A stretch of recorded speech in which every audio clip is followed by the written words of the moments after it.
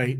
So let's just go through this again because my head is, kind of, again, Yeah. I'm an old guy, but let's go through that setup. So how do you set up a launch strategy that ends with turning off your PPC?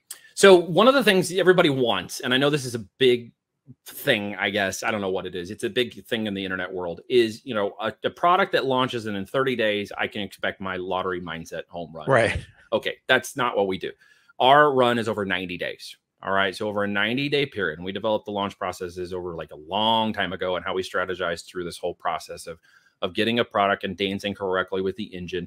And it's extended from 30, 60, and 90 days as Amazon's changed its brand management, it's changed its process of rollout, it's changed brand identity and validation of products, including making sure you can launch a product with a provable image that has, an actual image of your product, not just a Photoshop one. And they've changed and made some of this a little bit more cumbersome for reasons of, integrity in the business and the model and making sure people aren't jacking with the system. But that is the expectation, 90 days of a product launch. So I set that with every person we do a product launch. So they already are set up to understand that in time and market, ability for the PPC campaigns to take hold, and then, see those PPC campaigns and all organic and traffic rolling up over the next 45 days and then 60 days and watching all the trends or adjustments that they need to make, those micro adjustments they make to continue to split and test that landing page to ensure conversions are going up.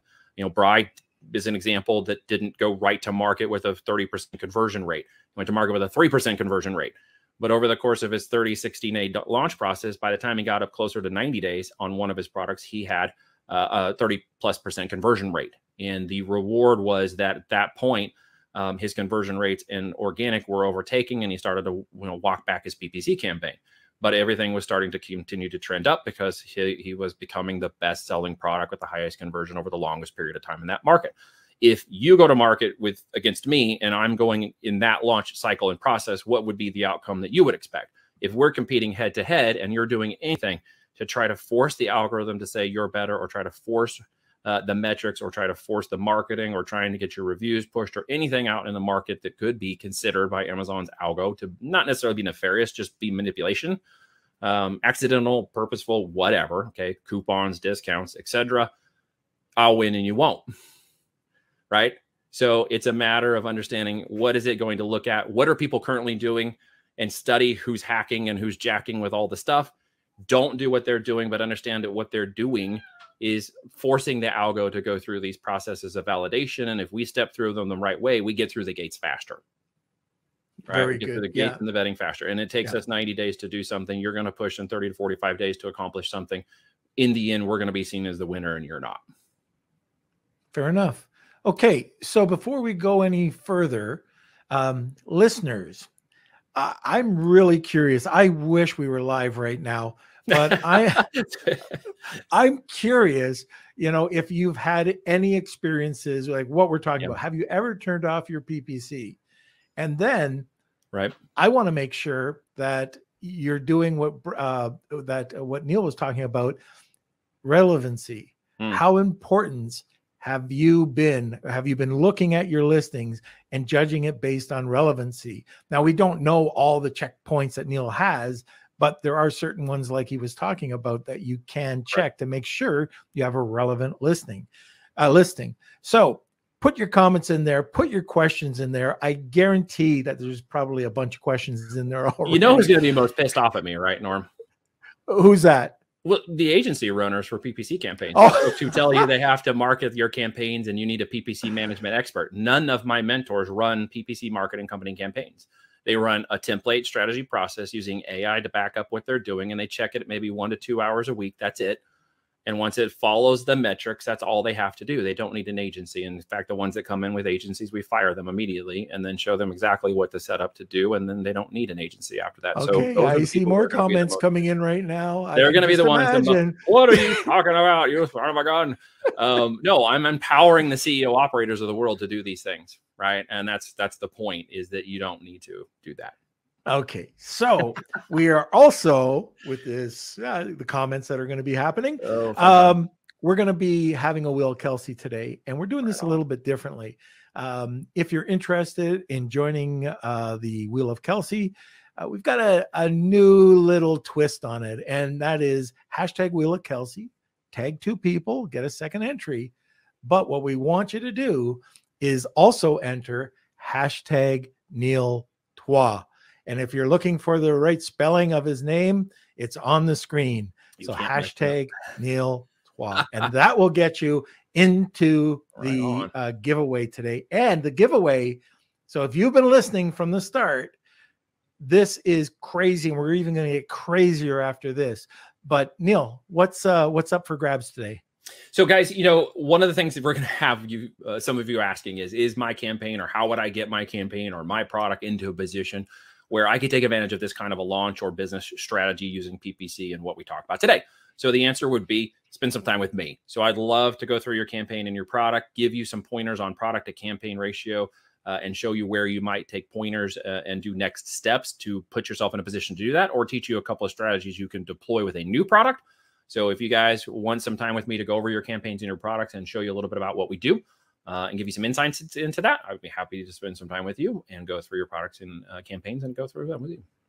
Fantastic. So one lucky winner is going to spend some time with Neil, and he's going to share some of his insights with you. So hashtag Wheel of Kelsey, tag 2 people, get a second entry. And for the first time, hashtag Neil Trois. And that will get you into the wheel tag. If you do not put hashtag Neil Trois, you will not be entered. Okay.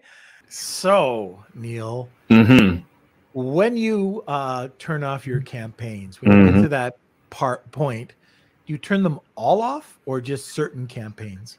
You could turn them all off. We did a case study in our group just about a little over probably 6 or 7 months ago now, if memory serves me correctly, where we took a $30,000 a month spend and shut it off completely. And then we showed them the difference in relevancy and what occurred and why the product stayed the same and why the marketing stayed the same.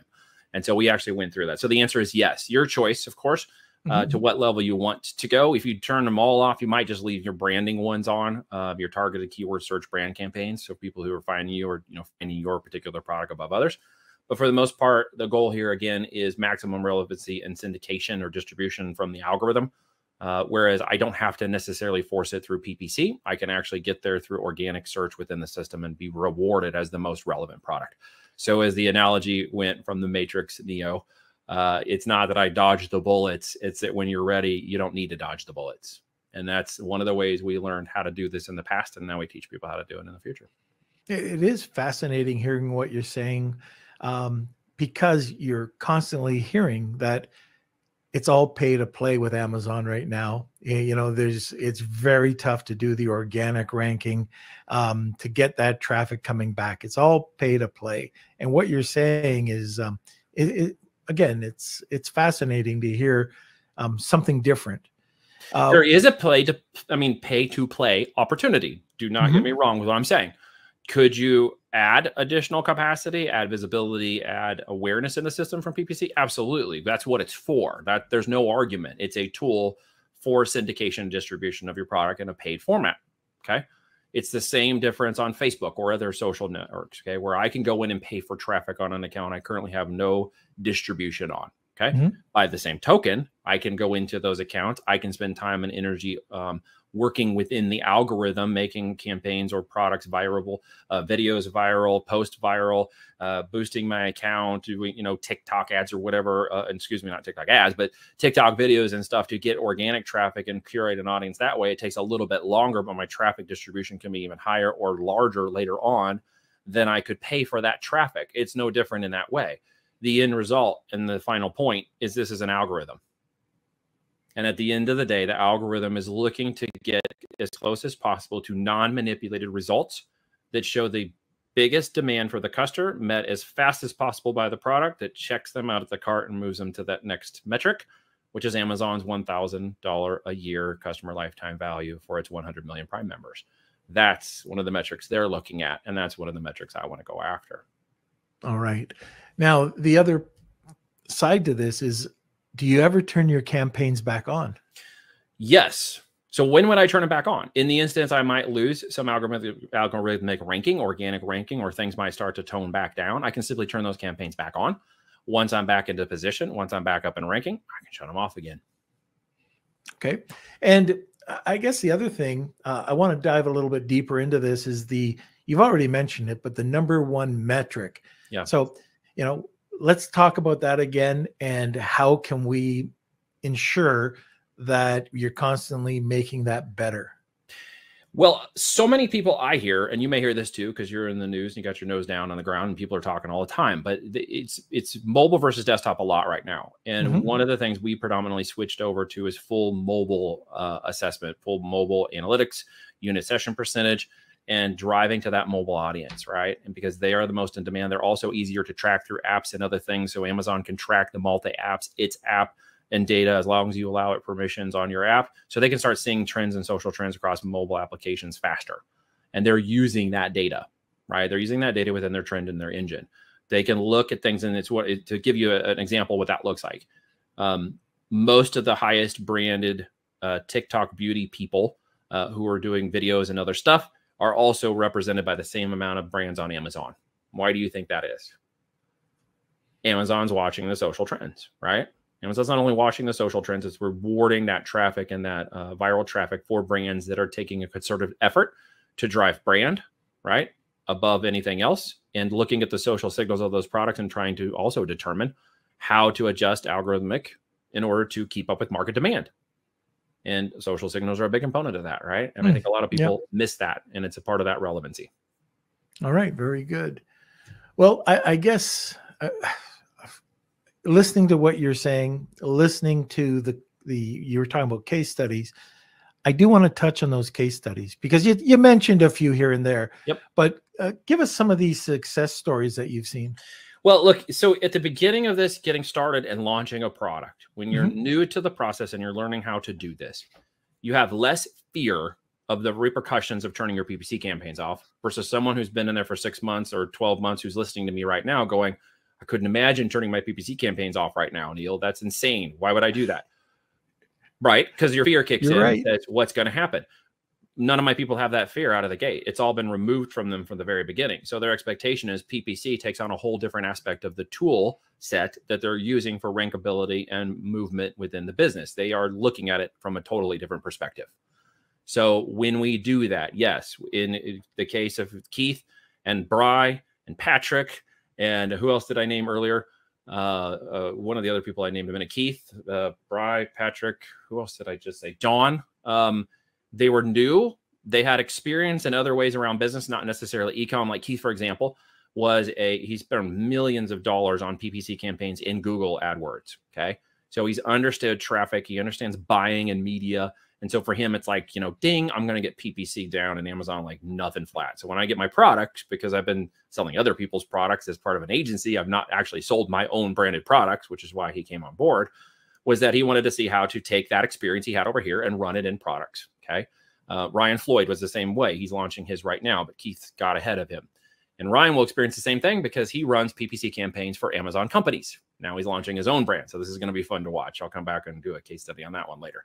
So Keith, in essence, was like, okay, I know that traffic and PPC, I'm going to master this. I can get it. It has a keyword aspect. It has a lot of traffic similarities between Amazon and Google. And the reason that, you and I both know that is in 2015 through 2017, they hired away a lot of Google engineers to turn Amazon's PPC into basically Google AdWords. And so a lot of the similarities of algorithmic changes and virility in the PPC campaigns and stuff all tie together, a lot of similarity.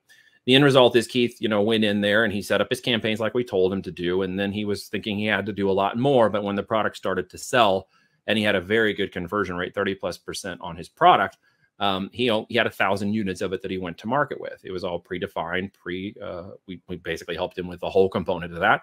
And then we just told him at some point, you're going to shut off your PPC campaigns. He's like, well, that's nuts. Like, again, he's a PPC guy. He's like, why would I shut off the PPC campaigns?